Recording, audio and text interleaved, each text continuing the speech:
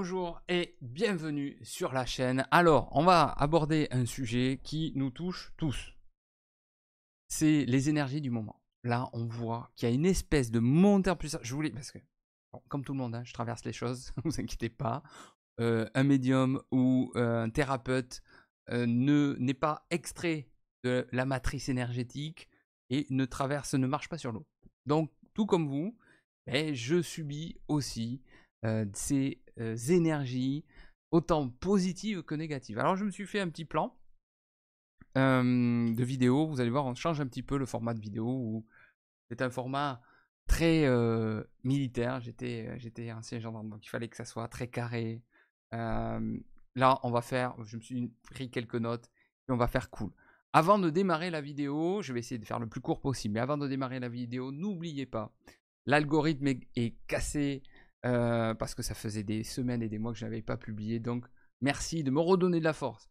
Un petit like si vous n'êtes pas abonné à la chaîne. N'oubliez pas de vous abonner et d'activer la petite cloche pour être alerté des prochaines vidéos. Donc, on va parler de cette énergie.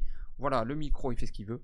Alors, analyse, je voulais parler donc de cette énergie planétaire. En fait, on traverse effectivement des choses difficiles dans nos vies, mais en fait, il faut regarder ça surtout sur un aspect plus planétaire, international, parce qu'on se rend compte que que les populations, c'est même pas les personnes, c'est les populations entières, sont en train de s'affronter maintenant. On le voit, on a vu récemment avec des petits incidents en Espagne, dans des régions où des civilisations, des peuples, des personnes s'affrontent.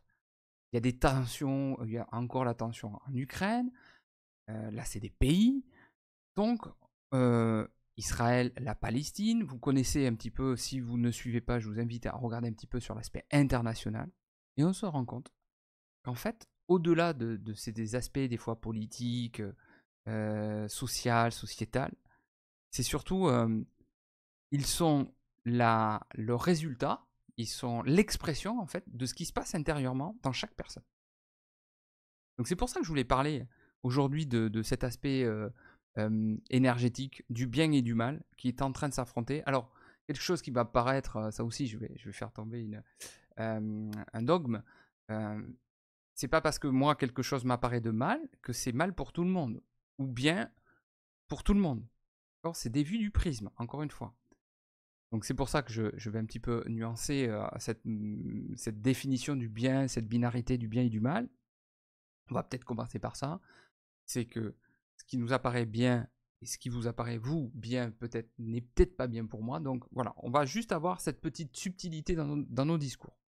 Donc c'était important dans un premier temps de prendre conscience qu'il se passait énergétiquement quelque chose de très important.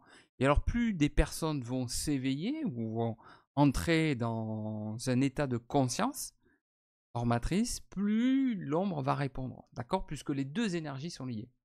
L'énergie du bien et l'énergie du mal, c'est un petit peu comme l'image, j'utilise beaucoup du yin et du yang, il y a plus de 2500 ans, qui, en fait, il y a le bien et le mal, on voit le blanc et le noir, et il y a du noir dans le blanc et du blanc dans le noir. C'est très important de comprendre ça, c'est vraiment la plus belle représentativité, en tout cas des plans subtils, ou si vous voulez les appeler le divin. Donc, on a, quand le blanc grossit, je vais vous faire une image, parce que vous aimez les images sur cette chaîne. Quand le blanc grossit, c'est-à-dire la lumière, vous pouvez le nommer comme vous voulez, inexorablement, je vais utiliser ce terme-là, le noir aussi. C'est comme ça. Il n'y a pas de victoire, en fait.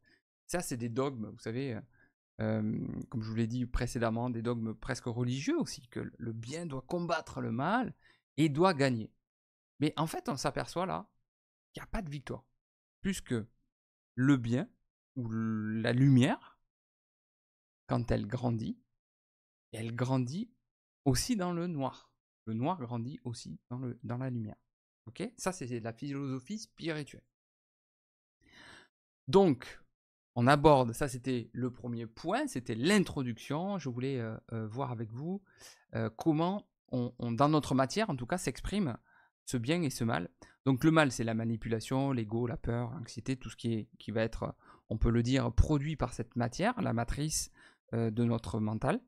Et vous avez ensuite, donc, tout ce qu'on pourrait appeler le bien, l'amour, la conscience, les responsabilités, vérité, etc. Donc, nous sommes confrontés principalement donc, à ces parts d'ombre qui s'éveillent parce qu'il y a des parts de conscience qui s'éveillent aussi. On le voit dans nos relations, par exemple. Les relations, ça devient de plus en plus compliqué. Des gens qui coupent du jour au lendemain, qui se retournent contre vous, qui vous attaquent, sans comprendre pourquoi des fois. D'accord? Des situations qui nous échappent, qui deviennent démesurées, mais du jour au lendemain, vous pouvez tout perdre. Ça, ce n'est que l'expression, que le résultat, encore une fois, de ce qu'est cette variation négative sur des êtres beaucoup plus sensibles par le mental, par la manipulation et l'ego, parce qu'ils ont une part peut-être d'ombre plus intense chez eux. Et donc, quand il y a une variation énergétique au-delà des apparences, encore une fois, qui va impacter cette part d'ombre, ça va la faire grossir. C'est ce que je vous ai dit tout à l'heure. La lumière va grossir, mais le noir également. Donc, si vous vibrez déjà négativement, vous avez une part d'ombre trop importante pour vous, dirigée par un mental, et bien, les variations énergétiques qui nous entourent vont accentuer ça. Et donc, c'est pour ça qu'il y a des gens qui vont s'éveiller parce qu'ils étaient plus positifs, plus dans la part de lumière, encore une fois. Hein. J'essaie de schématiser au plus. Et donc, c'est pour ça que vous avez aujourd'hui cette grosse polarité qui est en train de se présenter à nous. C'est très binaire des choses, plus, moins. Et qui, non seulement nous impacte sur l'aspect quotidien, avec nos relations, on le voit, hein, et tout autour de moi, j'ai de nombreux consultants qui me font état de la part de la même chose aussi. Ils ne comprennent pas en fait ce qui arrive. Ils ne comprennent pas. Il y a des situations complètement ubuesques du jour au lendemain. Vous avez beau vous expliquer, vous avez beau apporter des réponses. Les gens sont cloisonnés, sont fermés, ne nous entendent plus. Voilà. Ils sont dans leur paradigme, ils sont dans leur dogme, ils sont dans leur propre réalité et il faut le respecter. Même si, et c'est là où on vit l'injustice, même si parfois c'est très injuste, et je le vis comme tout le monde, je ne dis pas d'abandonner, je dis qu'il faut aussi se faire respecter et apporter, nous aussi, notre parole. Et puis s'il n'entend pas, on passe à autre chose. Donc comment se positionner, c'est ce que je disais. Donc écouter rester centré, être sûr de ce qu'on est vibratoirement, intérieurement. Et ce qui est bon pour nous, c'est savoir s'écouter. C'est ne plus faire de concessions à l'autre pour lui faire plaisir et pour rentrer dans sa réalité. Vous avez votre propre réalité. Si c'est juste pour vous, si c'est OK, gardez-la. Gardez votre alignement. Donc, très important, donc l'intuition. Pour cela, vous avez des outils maintenant à disposition. Vous avez la méditation, l'ancrage, la prière, respiration, des techniques de respiration.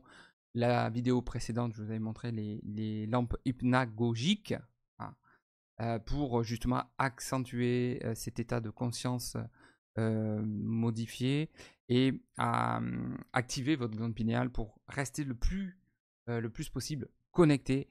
Et ensuite, donc l'ancrage, ce qu'on appelle, c'est avoir les deux aussi. C'est aller balade en forêt, du sport, un repas. Des fois seul, ça vous fait du bien. Vous faites un petit resto tout seul. Voilà, c'est super. Là, je rentre de Lourdes. Aller dans des endroits pas forcément religieux, mais voyez, se faire du bien. C'est très important. Et donc nourrir cette part de lumière en vous, continuer d'accentuer en tout cas cette sortie matricielle, sortie du mental et de l'ego, et laisser les parts d'ombre. Vous éloigner des personnes qui sont toxiques pour vous, qui vous contraignent à rester dans une vie qui ne vous plaît pas, qui ne vous plaît plus. Les éloigner, vous n'êtes pas obligé de voir ce qu'on dit, vous savez, l'adage, il vaut mieux être seul que mal accompagné. C'est très juste. Donc ça, c'est des conseils que je vous donne pour se positionner en tout cas intérieurement. Il y a ensuite, ce qui est très facile, c'est la tentation. C'est vrai qu'on est tenté de se venger, puisque quand il y a une mauvaise situation, en tout cas, qui se présente à nous, la première réaction qu'on a envie, c'est de se venger, c'est le mental. Ça, c'est purement humain. Mais quand vous avez compris le mécanisme, en fait, moi, je suis même pas là-dedans, parce que j'ai compris, en fait, ce mécanisme. Que la vie va me proposer, me présenter des expériences pour me tester un peu, savoir si je vais basculer dans le mal, je vais basculer dans une part d'ombre. Quand vous avez inclus ça dans votre vie, dans votre expérience, mais c'est différent en fait. C'est une expérience, c'est une expérience donc différente qui va se proposer à vous parce que tant que vous n'en sortirez pas, elle continuera de se présenter à vous. C'est incroyable. Et vous le savez, tant que vous ne dépassez pas une situation, elle va se représenter à vous sous d'autres formes, d'autres aspects, d'autres noms, une autre situation. Il faut le passer. Coûte que coûte. On y laisse toujours des plumes, mais ça s'appelle l'expérience. C'est comme ça. On n'y peut rien. C'est pour ça que nous sommes venus nous incarner. Donc, c'est là où je dis, il y a des points de réflexion et des questions qu'on doit se poser. Est-ce qu'on ressent à l'intérieur donc ce combat aussi? Comment le passer? Je vais donner quelques conseils. Et quelle énergie on veut choisir? Quelle énergie on va projeter? Vous connaissez tous cette fameuse loi de vibration, de ce qu'on émane en fait. C'est ce qui nous arrive, c'est ce qu'on émane. Donc si on a rencontré une difficulté, si on a rencontré une expérience, c'est que nous l'avons vibré à un moment donné. Donc, il était important pour nous de faire un état des lieux de cet aspect international, national ou univers, plan univers, on va prendre vraiment très large, et ensuite de faire du macro et du micro, et de savoir comment on se positionne, comment on le traverse, parce que là, c'est que le début. Je ne veux pas être défaitiste. Au contraire, c'est parce que les parts de lumière vont s'éveiller encore plus, et des parts d'ombre aussi, donc il y a des tensions qui vont s'accentuer. Donc on s'accroche. On reste centré sur son intérieur. Voilà, j'espère que cette vidéo vous a plu. Elle est un petit peu longue, voilà. Mais je voulais faire plus court. Désolé d'être aussi bavard. N'oubliez pas donc de mettre un petit like et de visionner d'autres vidéos si ce format vous intéresse. Je vous embrasse. À bientôt. Ciao, ciao.